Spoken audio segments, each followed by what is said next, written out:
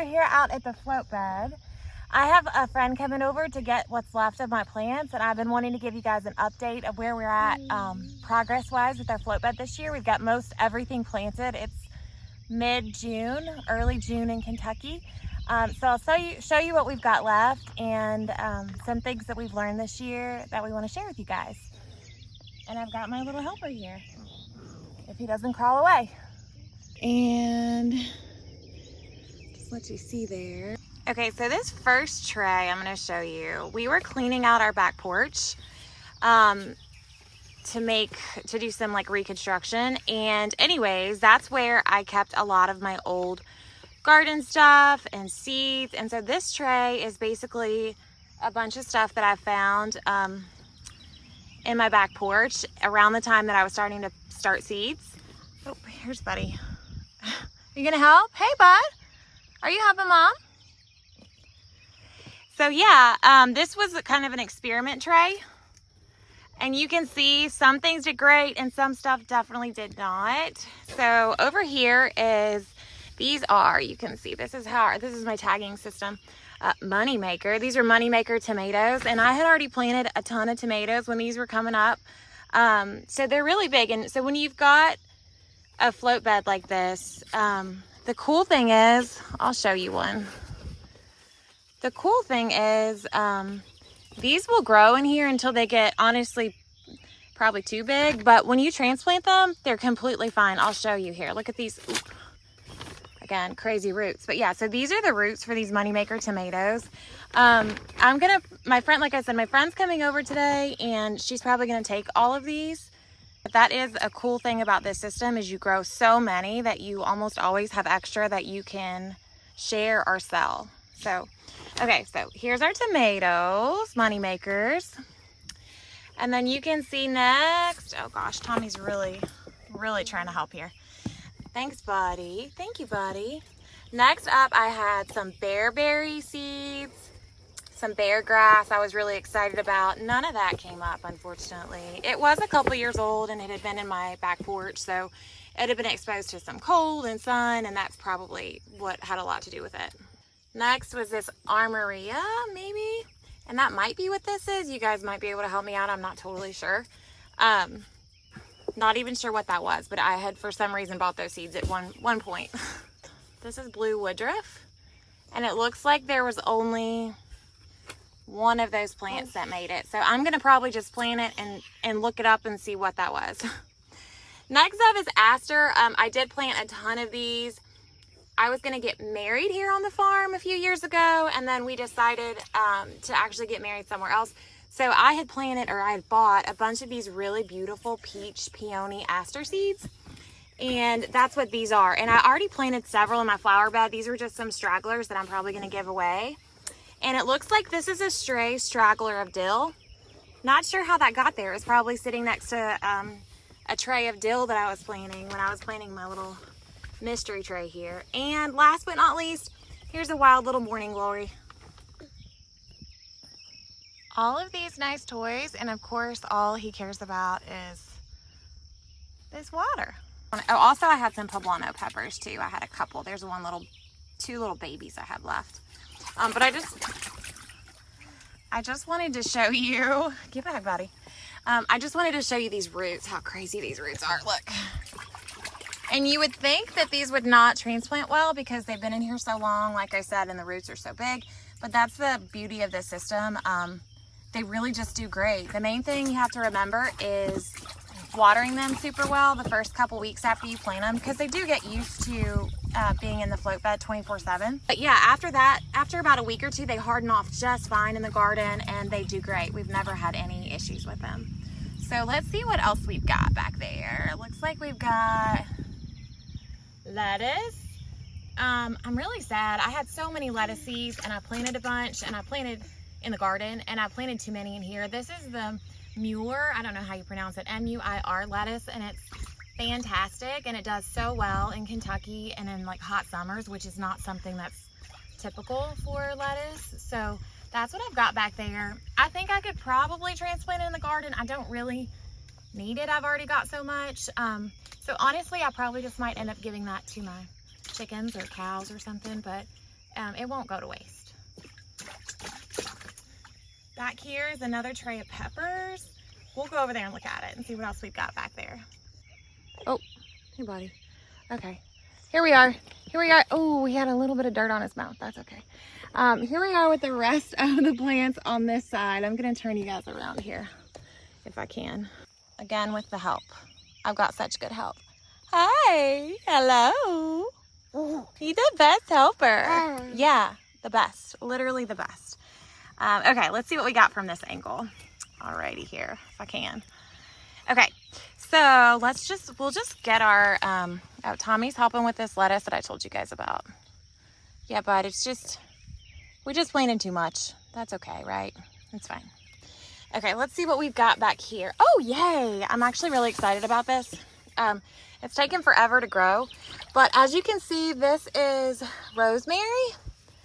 And this row right here, this is all rosemary, if I can zoom in.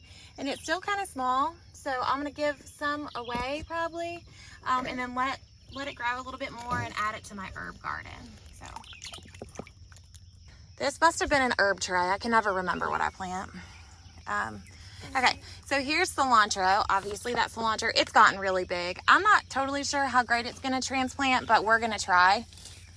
Oh gosh, we got even more lettuce. Thank you, sir. Thank you for helping. But we're not gonna put it in our mouth. We're just gonna look at it, right? Yeah. I had to relocate him over here because he was having too much fun harvesting these herbs. Okay, so yes, this is sage. Also looking good. Not all of it came up, which was a bummer. I planted a little bit, but there's still a couple more that have popped up that smell so good. Here is probably, it looks like, oh, we forgot back here, oregano. Here, let me see if I can show you.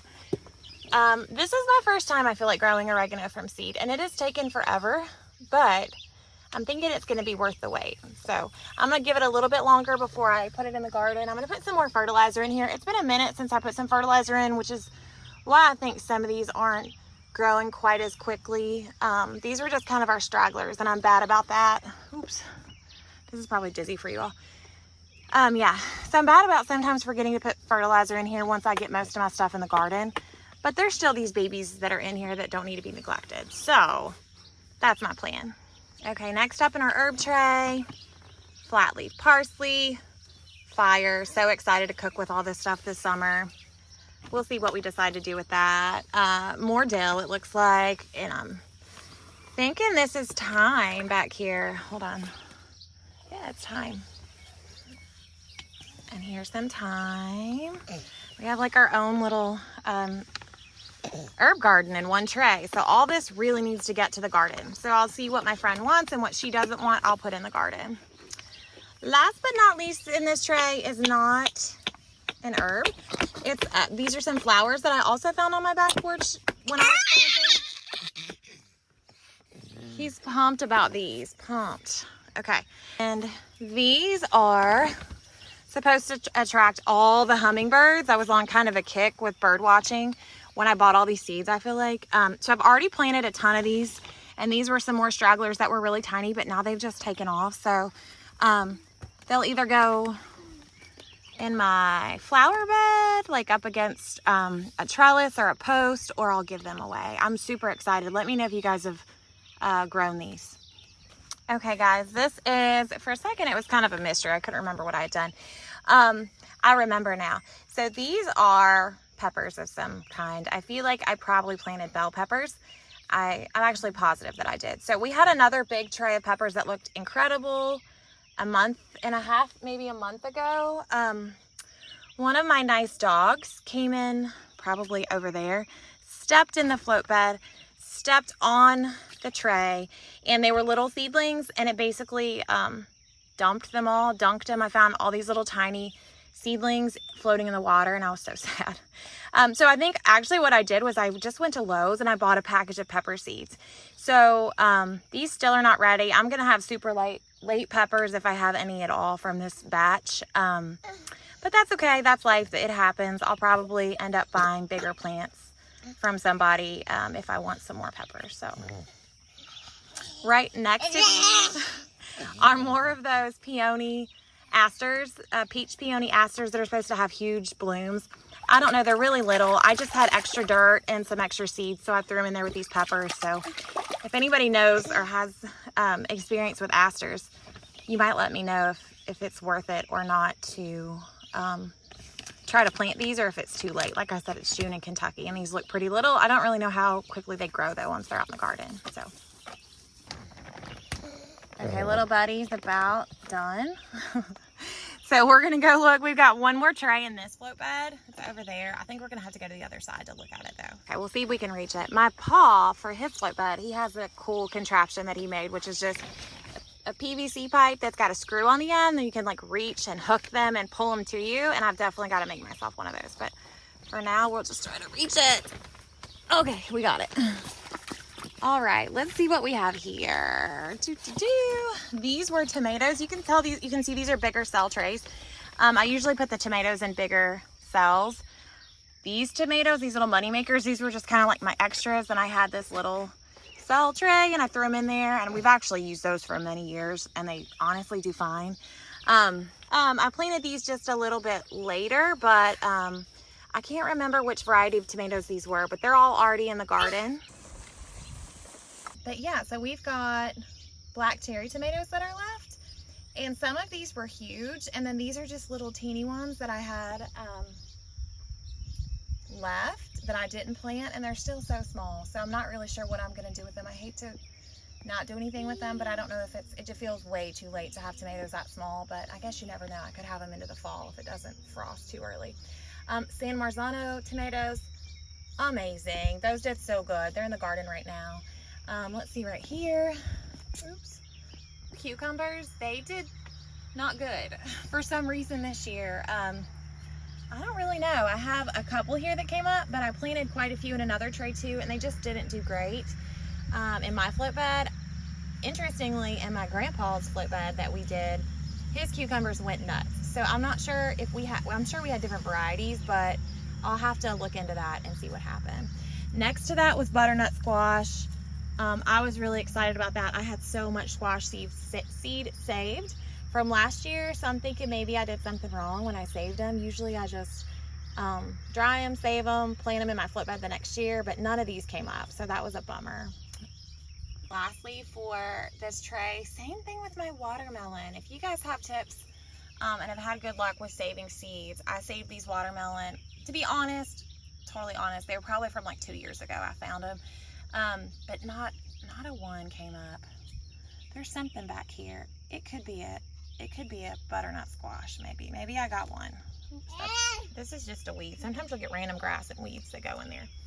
And last but not least, oh, well, this just means nothing. That was to remind myself when I planted these tomatoes that I didn't have anything planted the rest of the tray, but obviously I did later on. I added more stuff.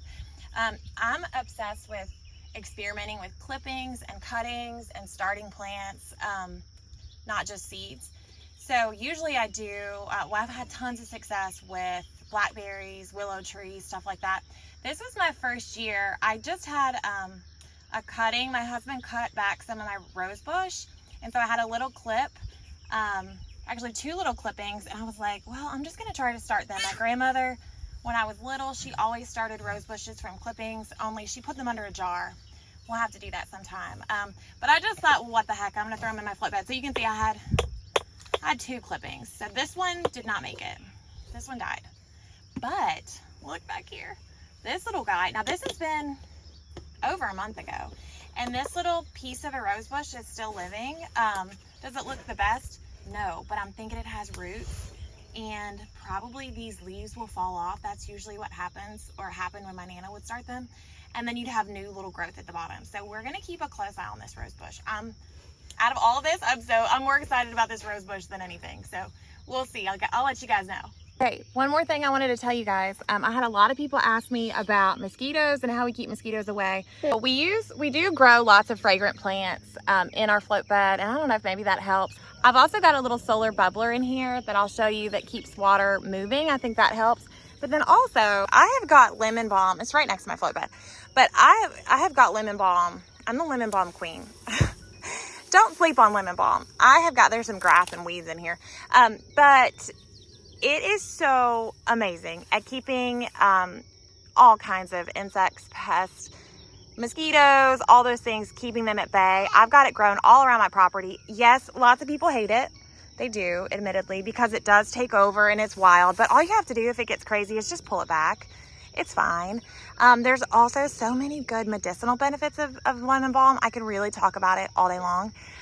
Purposes of this video, I do think having lemon balm, like literally everywhere, is a big mosquito deterrent for us. Maybe I'm wrong, but I think it has something to do with it. So I hope you enjoy, and we'll talk about lemon balm later. Bye. Hey, say bye, friends. Say bye. Can you wave bye? Bye. We'll see you next time.